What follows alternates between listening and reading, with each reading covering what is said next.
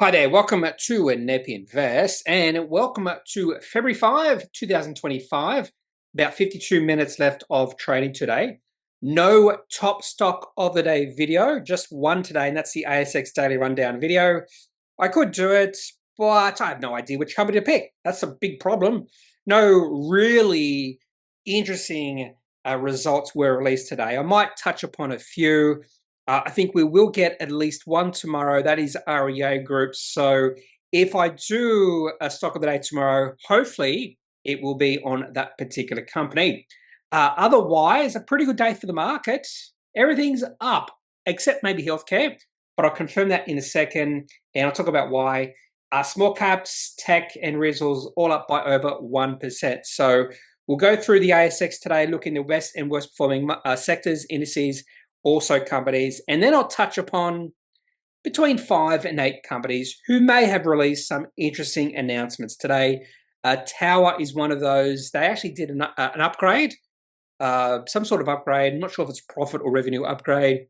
Results, we saw Amcor release results, BWP Trust, which is Bunnings, KPG, Kelly Partners, Cenutria Office release results as well. And Bluebet announced an acquisition, and seems like the market has liked that. I might touch upon Silica, Silica something, and also, what else? Delorean released a bit of an update as well. Okay, so those are some of the companies I might touch upon later in the video. And then if I have time, I might look at some charts and also touch upon or answer some of your questions and reply to some of your comments. Okay, so let's have a look at the ASX today. A pretty good day. Notice tech rallied really nicely from about 11:30 a.m., pulled away from XAO and XJO. Maybe something happened in China or Japan or something like that. Let's have a look. China stocks drop as market reopens. Dollar weakens as tariff concerns ease. In fact, all these economic news flow is coming from Asia. Japan services PMI revised upward. Japan normal wage growth surges amid winter bonuses, and South Korea inflation rate hits 6-month high.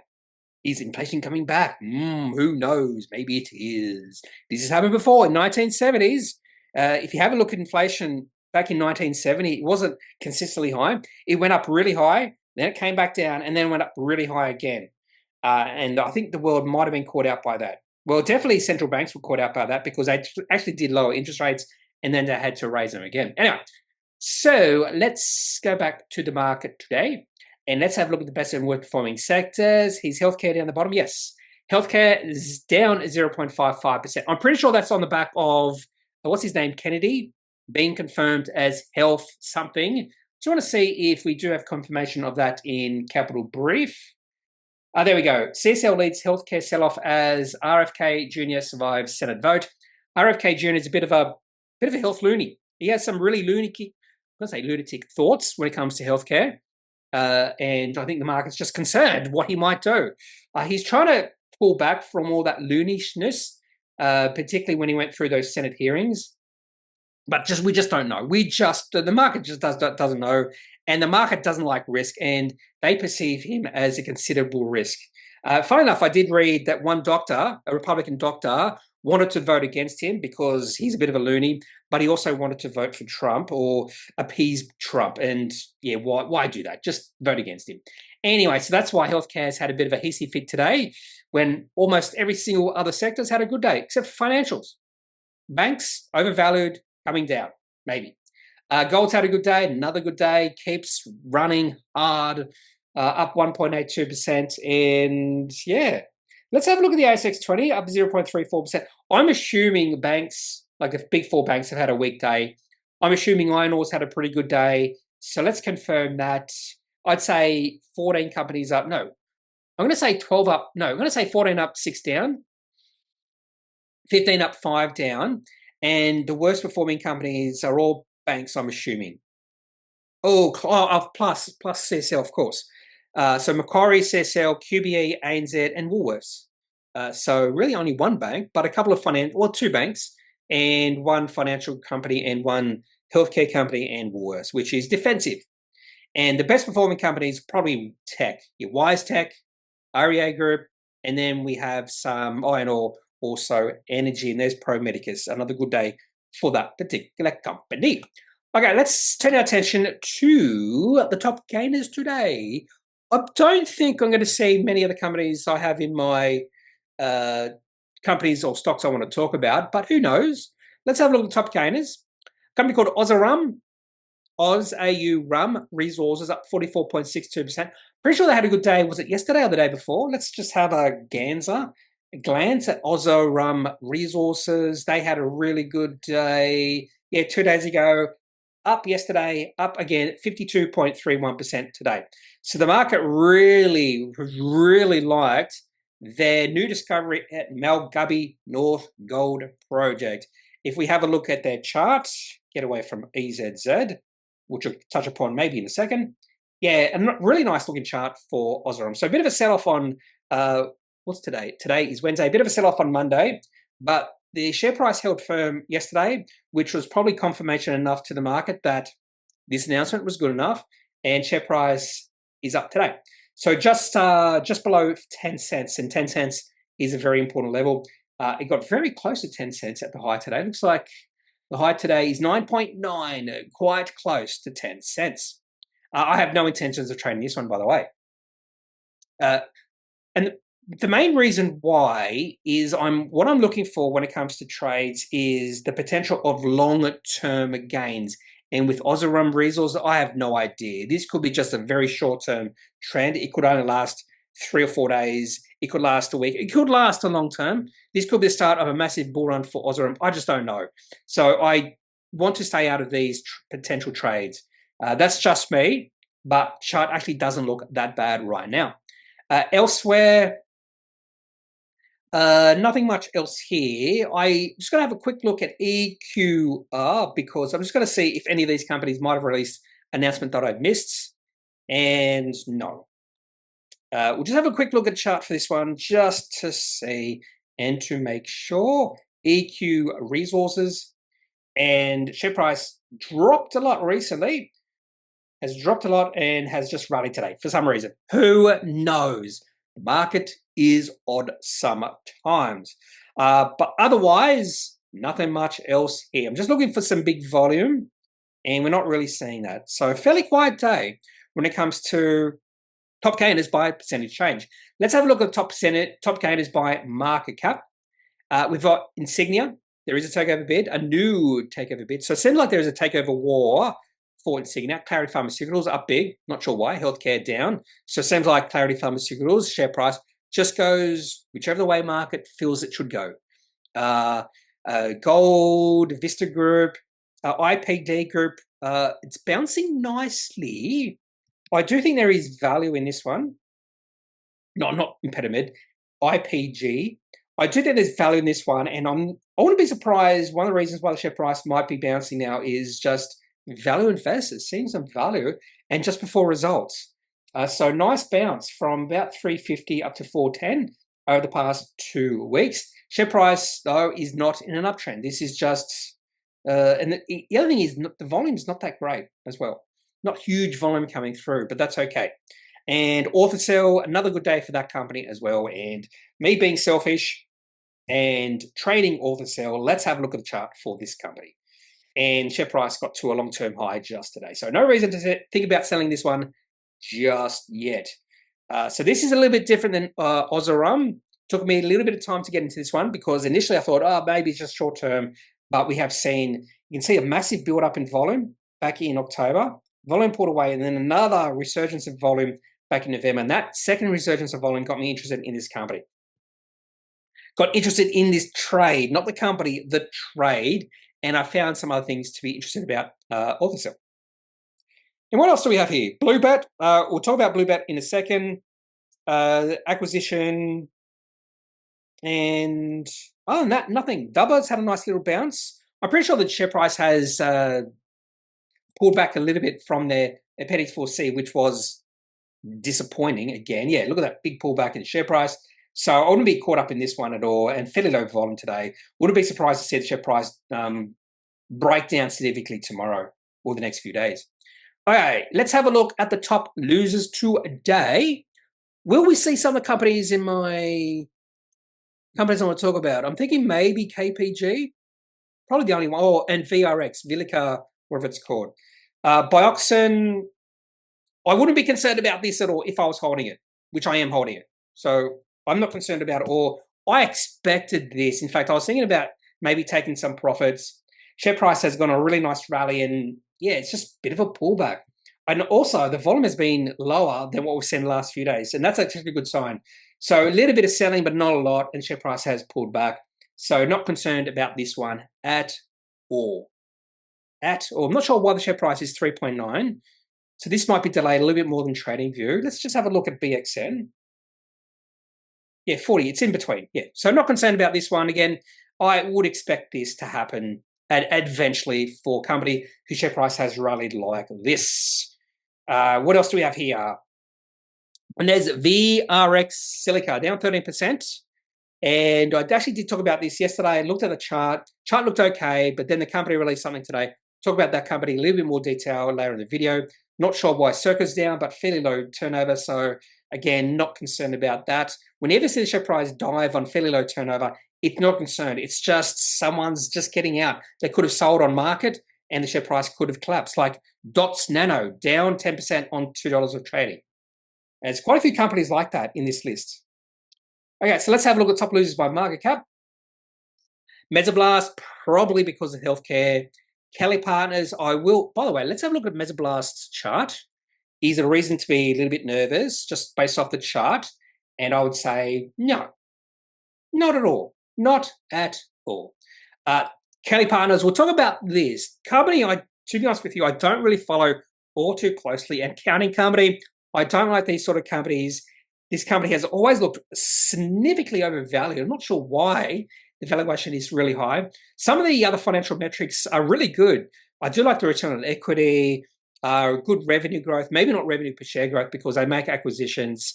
So there are some things to like about this company, but it's just a valuation. And the share price has gone on a massive tear. So probably if you were trading this, you'd be really happy right now. But I don't really follow that company at all. Just don't like the sector. And that's about it. Bubs down, EZZ down. Oh yeah, I was looking at EZZ just because I'm thinking of adding to my position. So this is not a trade for me anymore. So I sold out of my trading position and now I want to, I'm looking at value, sort of like IPD Group. I think there's value there. I think the market has overreacted. And I think there is definitely a case, a building case, that the market is overreacting to EZZ Life Sciences with the market cap pulling below $100 million. And the very fact they have, is it $25 million of cash on hand and building, company's profitable, dividend paying, and growing as well. And I think this pullback is just a bit of an overreaction from the market. You also notice the volume has been fairly low the last few days. And the share price did pop up on Friday, but yeah, I'm going to keep on looking this one. And if I see the share price pull back even further than this, significantly further, particularly around $1.50, that sort of area, I'd be looking to buy some longer-term position or some longer-term shares in this company. Okay, that's about it. Now let's turn our attention to some interesting announcements that were released today. Where shall we start? Where shall we start? We'll start with Tower, which was the first one. Tower Limited, New Zealand-based insurance company. Share price up 3.85 on the back of a trading update. Tower updates financial year 25 guidance. Thought maybe the share price would be a little bit higher. Now, one of the reasons why I probably wouldn't rush into this one is on the back of why there is an upgrade. Now, they do mention a few things here. So they revise NPAT from 50 to 60 million up to 60 to 70 million, which is a pretty significant upgrade. We're talking about a 20% upgrade in their, about 20% upgrade in their profit, which seems pretty significant. And if a company releases that sort of upgrade, you usually do see the share price, you go up higher. So significantly higher at that. But maybe the market has already priced this in. Maybe the market's expected or suspected Tower would release this sort of upgrade. Now, one of the reasons why, and they sort of hint at this, why the profit might be a little bit higher than expected is because of lower extreme weather events. And they sort of mention this in the second paragraph. So far in financial year 25, Tower has recorded one large event the Dunedin flooding event in October with an estimated cost of around $3 million. They also mention some other factors. Better than expected business as usual claims performance due to a combination of factors, including continued benign weather, easing inflation, a lower number of total lost house claims, and enhanced risk selection. So the problem with that is with climate change, increasing severe weather around the world, that is more than likely a fact. We've already seen that in Australia, Queensland, a really extreme rainfall just this week. And one of the reasons behind that is because of increased sea surface temperatures in the Coral Sea. I think between 1 and 2 degrees warmer than average. And because of that, you will see there is a link between that and increased rainfall. Absolutely. You can't, for those who are skeptical about climate change, there is a link between increasing sea surface temperatures and increased rainfall. You can't deny that link. So we will be expecting some increased rainfall, particularly along the Queensland, maybe even New South Wales coast, if that continues. It looks like it will. So anyway, an easing inflation, lower number of total house claims. So a pretty good period for Tower. But the other reason I think that the share price hasn't rallied as much is because the market knows that benign weather claims probably won't continue. In fact, maybe in the next year, it's going to be an explosion in weather claims. We just don't know at that. It's just luck. It can be just luck. Anyway, so the market just doesn't want to fall for that. So let's have a look at chart for Tower Limited. It's also listed, I'm assuming, on the New Zealand Stock Exchange. Yes. And I assume the chart looks pretty much the same. In fact, share price has been going sideways. Share price has popped up today. This is just the New Zealand chart. And not really a breakout. And I assume it's the same for ASX. Yeah, fairly similar. Beautiful uptrend share price. Share price has been going sideways for the last 4 or 5 months, and this is not a breakout. But other than that, the beautiful looking chart from February of last year all the way through to October. This was a nice little trade. It'll double your money. Next company I want to talk about is Amcor. Did release some results today. Listed on the probably New York Stock Exchange. So that's why they have these weird forms like Form 8K, dividend distribution, 425 filing script.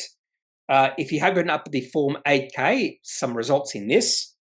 I had a quick look at the results. I was like, not sure, but their expectations or their outlook look pretty interesting.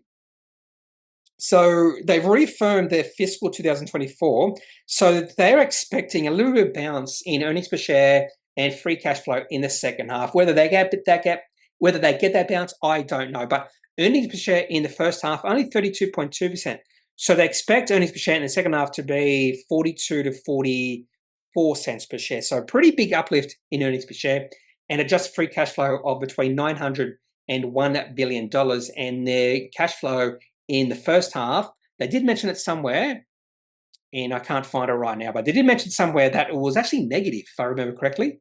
Here it is, free cash flow was actually negative in the last 6 months. So if you compare the results this first 6 months to the previous corresponding period, not much growth, very little growth at all. So I actually did see that and went, but the company's expected much better second half. So I was interested to see how the market responds to this, quite interested. There was a little blurb in Capital Brief about it somewhere, if I can find it. Oh, here it goes. Amcor shares lift after meeting estimates, reaffirming guidance. So no sort of upgrade, just they met previous guidance. And some analysis just said, yeah, it's okay, nothing wrong. City analysis says volumes were positive in both segments, and the company reiterated its guidance. So that's probably why the share price is up. It's not a downgrade. So I suppose any company that hits guidance is good. And chart for Amcor. But no interest in this one. Share price really all over the place over the last, since May last year, all over the place. Let's have a look at the weekly chart. You can do that. Let's have a look at the weekly chart. And, well, no. For me, no. So this goes back over the last 8 years, share price has done nothing. So 8 years ago, in 2016, share price was $16.50. Now it's $16.25. This is not unless we have seen an 8-year consolidation period, and it could happen. It could happen 8 years where the share price does nothing.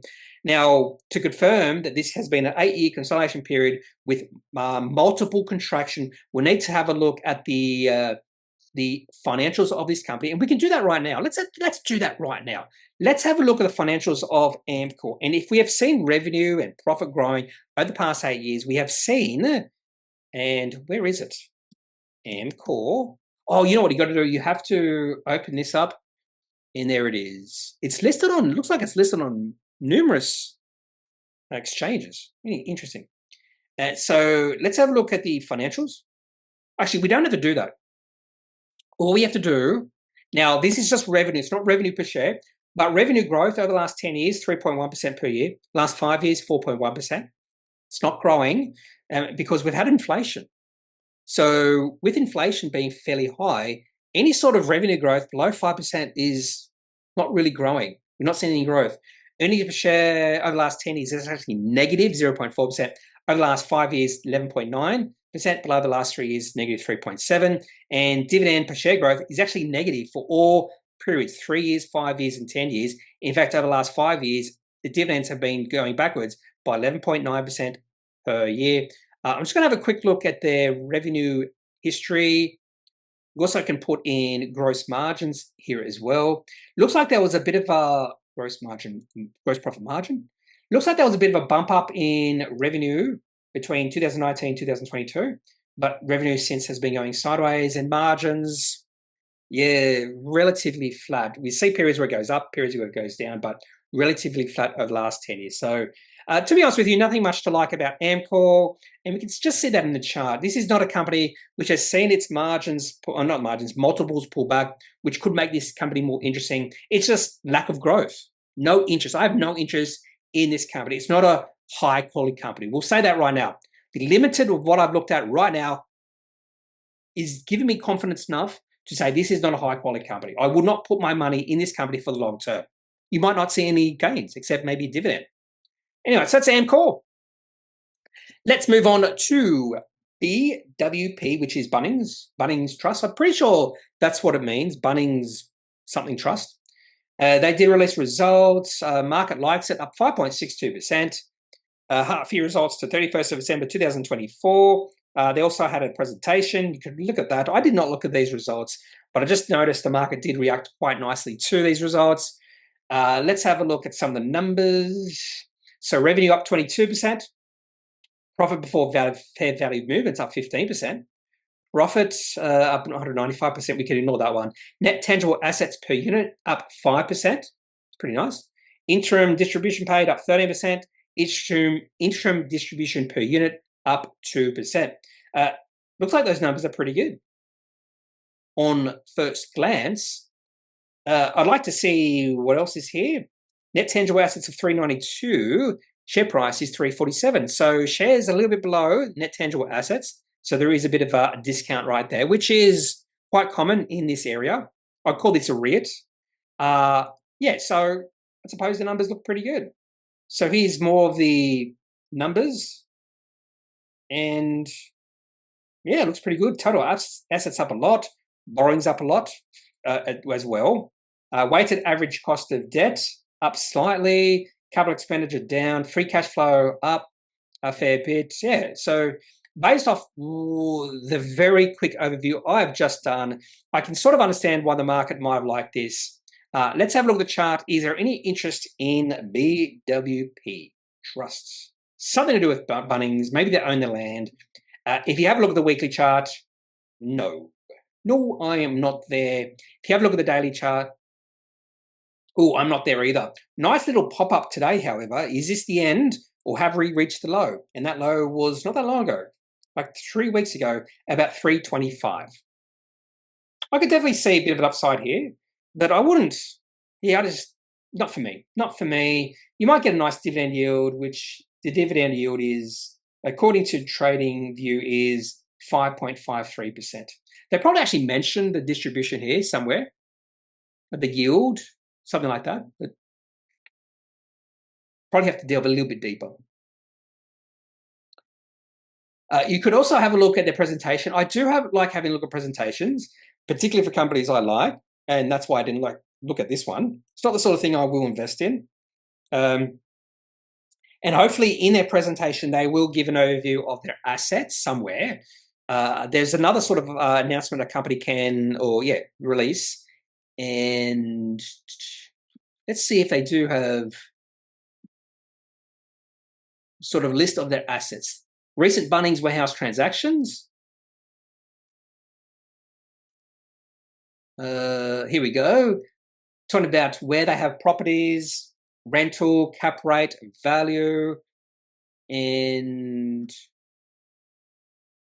here we go. Some of their property, portfolio renewal. Here we go, and outlook. Anyway, so not for me. So I haven't delved really deeply into this company. And anyway, next is Delorean. Now, this is a company I'm trading right now. Share price up on December 2024 quarterly activities report. Not a quarterly cash flow report, quarterly activities report. I think it was cash receipts about $7 million, cash on in hand about $15 million. Nothing much to dislike about this. Definitely in the right space. Yeah, current cash balance of 15.3 million. They also have drew down on their funding facility, 12.85 million, to support the start of construction in order of long lead items of the SA1 project. Yeah, so a nice little update from the company, but not exactly what I want to see. I want to see a quarterly cash flow report. So this is sort of the next best thing. Anyway, so let's have a little chart for Delorean. And share price has pulled back a little bit. It was about 20 cents not that long ago and has pulled back, got as low as 12 cents about a week ago. But chart is starting to look a little bit weaker. Definitely not what we saw between July and December. Share price in a beautiful uptrend. It has pulled back since then. So I'd like to see the share price get back up 20 cents. And I'm not sure it will now. Not sure. I am not certain. So that's Delorean. KPG, Kelly Partners, down 10.5%. I had a quick look at this. I just don't know how to read this. We'll have a look at the market release. So this company has a market cap of probably 400 million at least, I'm assuming. Yeah, 479 million. So just keep that in back of your mind, 479 million market cap. And just let's have a look at some of the numbers. Now, there is they will release or report two numbers. For instance, revenue up 22.8% to 64.9 million. The other thing, this company is they're highly acquisitive, so they have or have been making a lot of acquisitions. So some of that revenue growth might be just acquisition. So I'd like to see revenue per share growth for this company. Underlying NPATA, so net profit after tax and amortization, I'm assuming, for the first half increased 12%, but they didn't give a number. Okay. So they should have, there it is, group revenue, 64 million, underlying EBITDA, 17.4 million, underlying EBITDA margins, 28.1%, cash flow from operations, 14.5 million. But this is a consolidated group.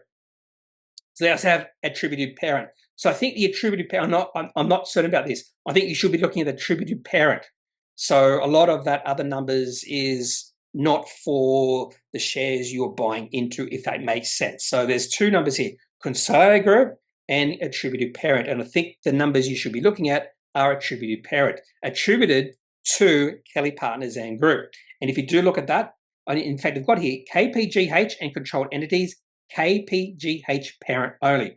So I'm assuming that's what you need to look at. And underlying EBITDA is only underlying NPATA, only 4.9 million. Statutory profit, 2.5 million for the half year. Remember, this company has a market cap of almost 500 million, which means the company is trading on a P/E ratio of almost 100, which is insane.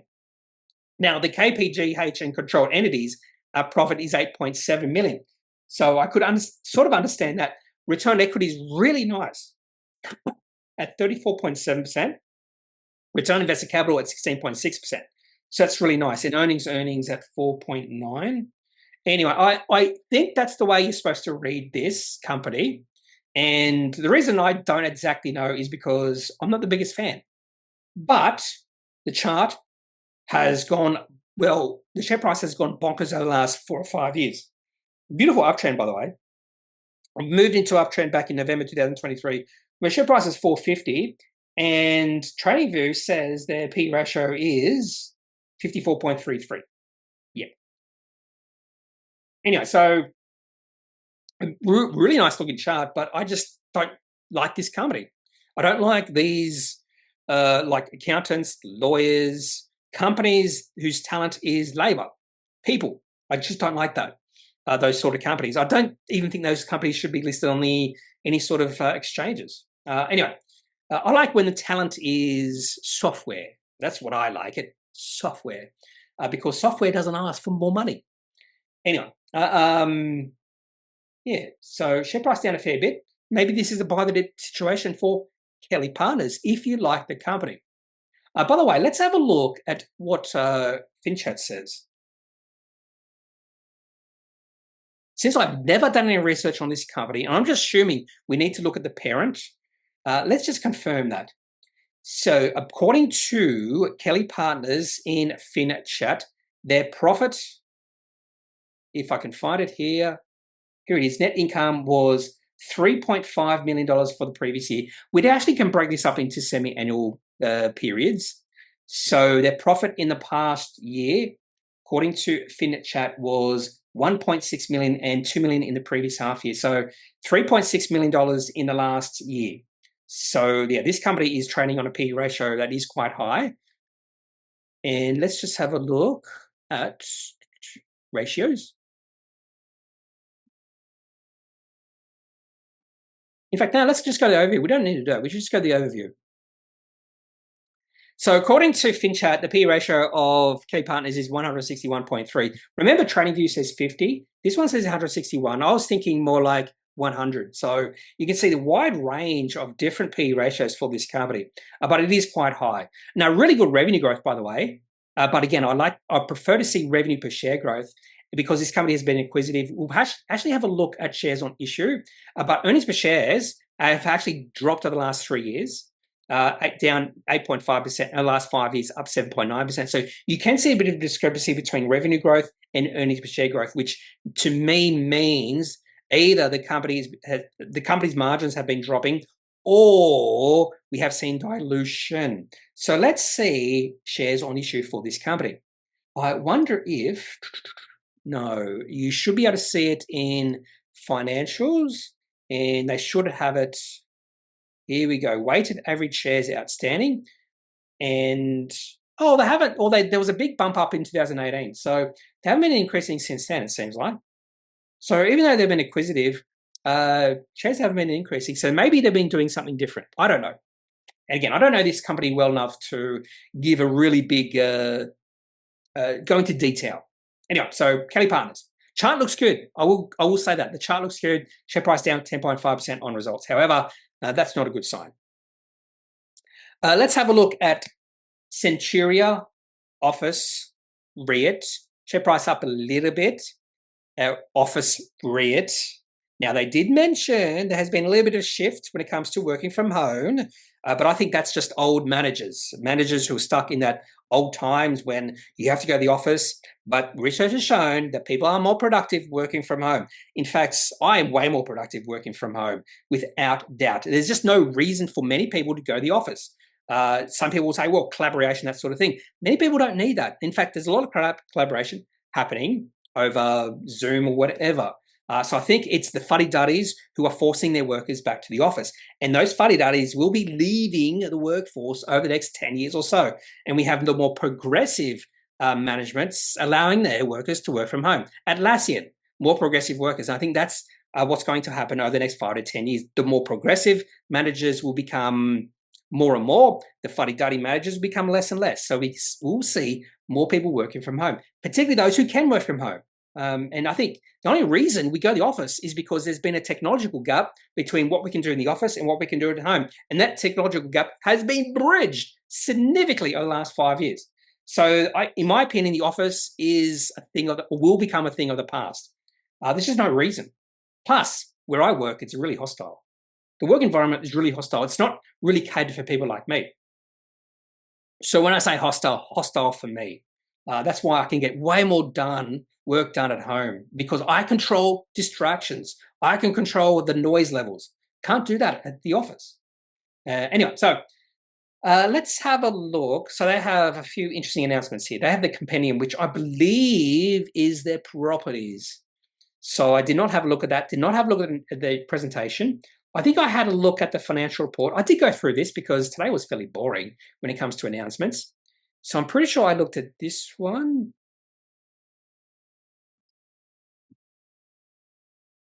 Or maybe I didn't. That's not familiar. Maybe I looked at the announcement.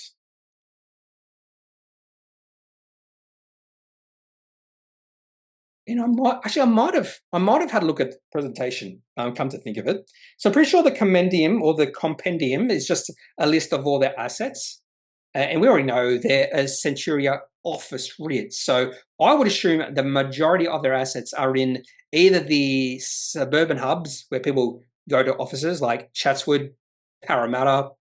I'm trying to think of in Brisbane. Where's there's sort of one of those hubs? I can't think of one, and we can see that just by the portfolio overview.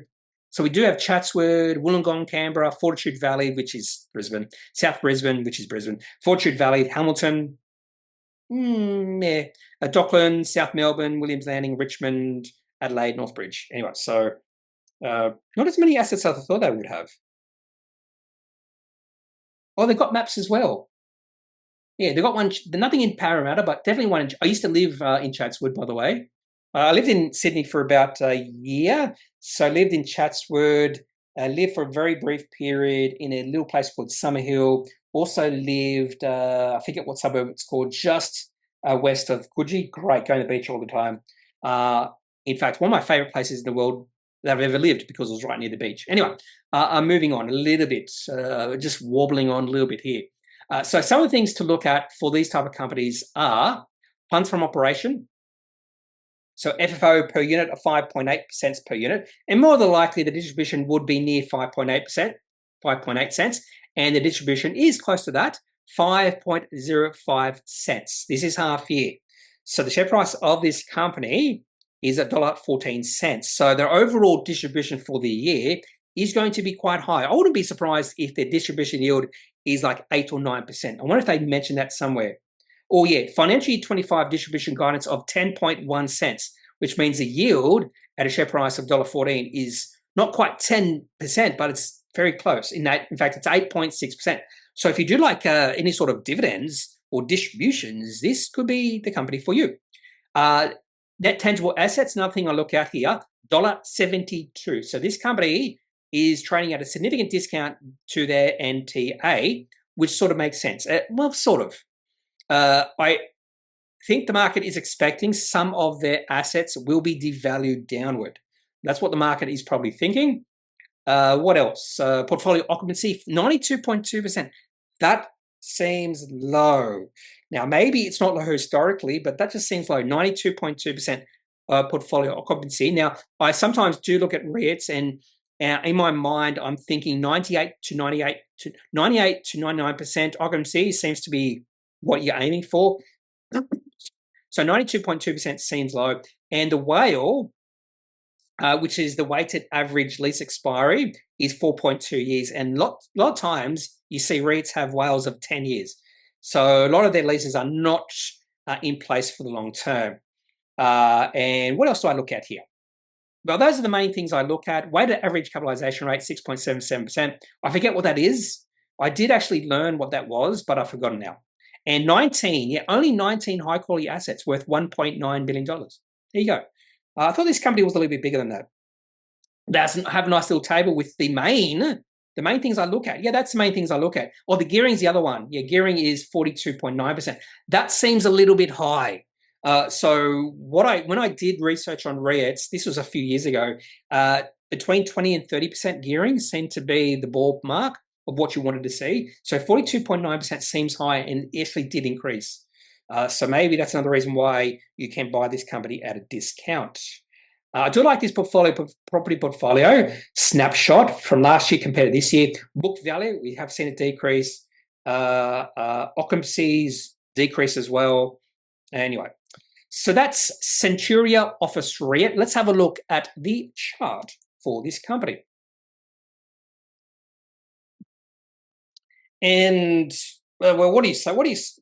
you're not in this company for capital growth. You're in this company for the distribution dividend, and it seems quite high, but again, I'm not sure if I'd buy it. Now, the one little thing you could do, now, if you think the share price probably won't fall anywhere further, and you think there's a chance maybe interest rates will drop, that sort of thing, and these companies or REITs do become a little bit more attractive, and you think the share price might increase a fair bit, you could get a nice capital return and a nice dividend on top of it.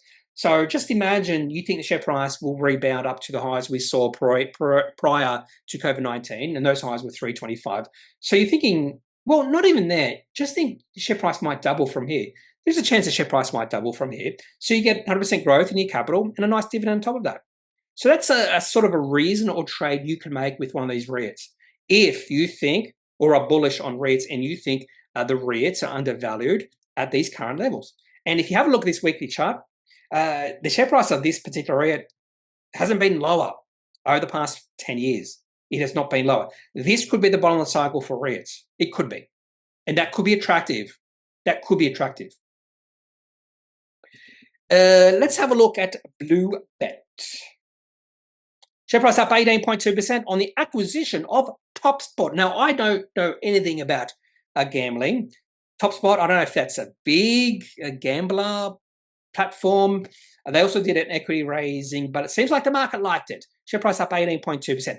And they also mentioned it's highly accretive. That's the word they use. Earnings per share accretive. Now, why would they make an acquisition if they didn't expect that? So you always see this when a company makes an acquisition. We expect it to be earnings per share accretive. They actually mentioned here significantly earnings accretive for shareholders. 30% EPS accretion in financial year 26 and 27. But I'm pretty sure Bluebet doesn't have any earnings at the moment. So how can it be significantly earnings accretive if you don't have any earnings? And when I say earnings, I'm pretty sure Bluebet is not profitable. I'm pretty sure Bluebet is not profitable. Anyway, so the market likes it. And maybe this is the turning point in the company.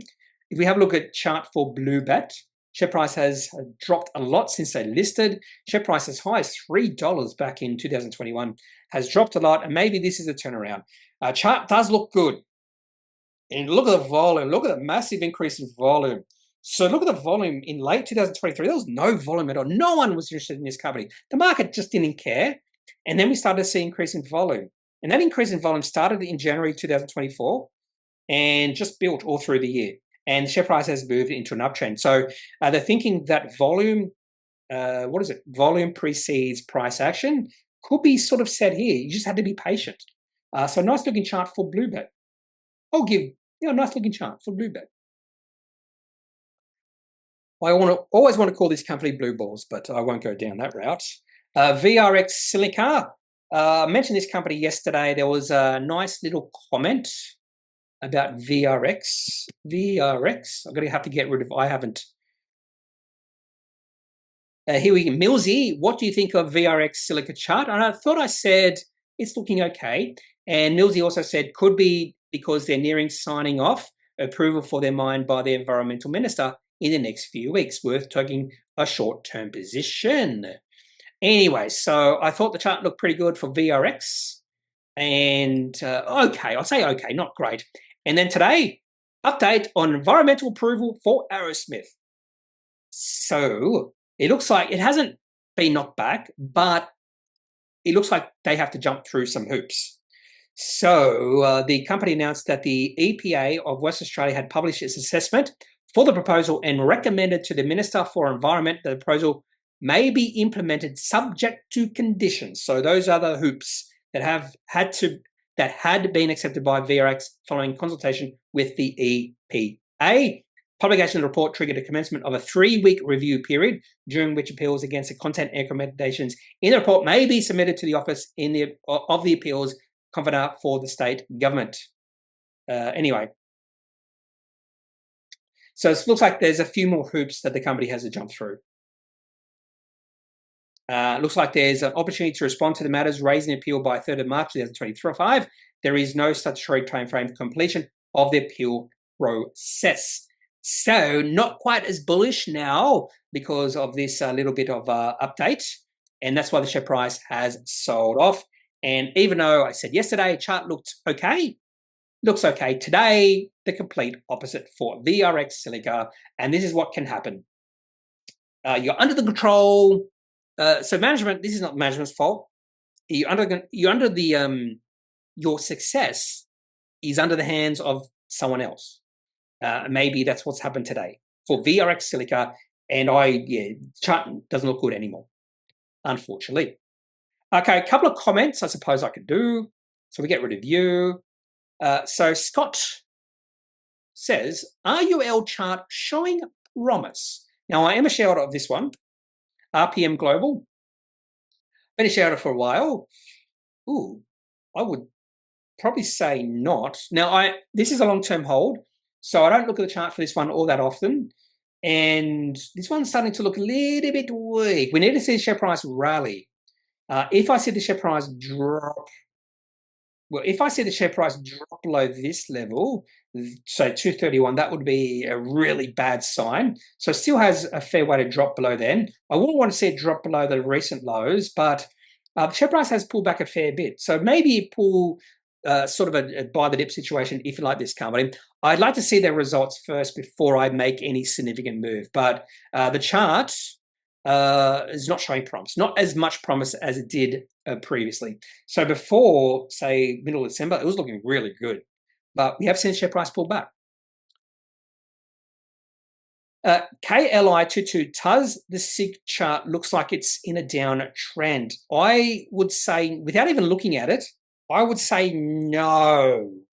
An emphatic no. And it has to come up on TradingView. For some reason, it's not doing it. Here we go. Is this in a downtrend? No. So share price has pulled back, although, what's today's date? Looks like share price has pulled back in the last few days, but that's not enough for this to be in a downtrend. It's way too, it's not enough. This is still an uptrend. No reason to be nervous if you're holding Sigma Healthcare. So an emphatic no. Does the SIG chart look like it's in a downtrend? No. And Capel Seth, I suppose I could do a few more. Thanks for the interesting video. I was wondering, what's your opinion on CSL? It's below its 200-week average and is a good company. Your thoughts? High-quality company, buy high-quality companies when the share price is below the 200-week moving average. I think I cannot give any advice, so I cannot say this is a buy. But if you just follow Charlie Munger's buy high-quality companies when the share price is at or below the 200-week moving average, and you'll significantly beat the market. So the question you have to answer yourself, or ask yourself, maybe not answer, or maybe answer as well, is CSL a high-quality company? Now, we know share price is just below the 200-week moving average. Is this a buy? I won't give you that right now. But in my opinion, CSL is a high-quality company. That's all I'm going to say. Hustle Finance, have you added to Pro Medicus since your 55 buy? No, because I thought it's been expensive ever since. Simple as that. And to be honest with you, I'm not even thinking about adding to my position. Share price keeps reaching new highs every single day, it seems like. Yep, new high today. No reason to sell.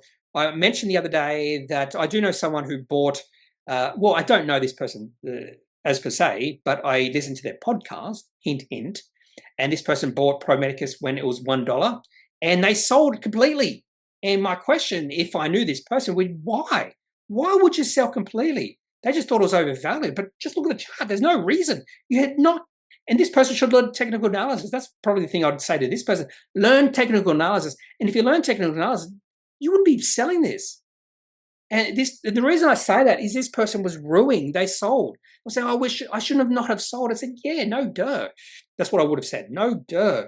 And this person also said, if they did not sell any at all, they would have retired by now. They would have, this would have been a retirement company, or retirement investment. And they're nowhere near retirement because, yeah, anyway. But they didn't look at the chart. They don't believe in technical analysis. They just look at valuation. This is the same person who sold SGI, Stealth Group, because they thought it was overvalued. They sold it on this little rise here back in September. And they probably sold it like 30 cents. Share price has gone up 50% since then. Learn technical analysis. It will lead you in the right direction. That's my thoughts. Even for companies that are only for the long term, it can lead you to make the right decision. Okay. Spuddy 007 as a consultant radiologist that has worked in the US, UK, and Australia. I can confidently state that Pro Medicus will sign many more contracts and could feasibly 5 to 10 times from its current share price. And to be honest with you, there is evidence already behind this. We've seen this company announce 4 contracts in the last month and a half. And some of these contracts are pretty big. And that's amazing comment from Spuddy. Thank you very much.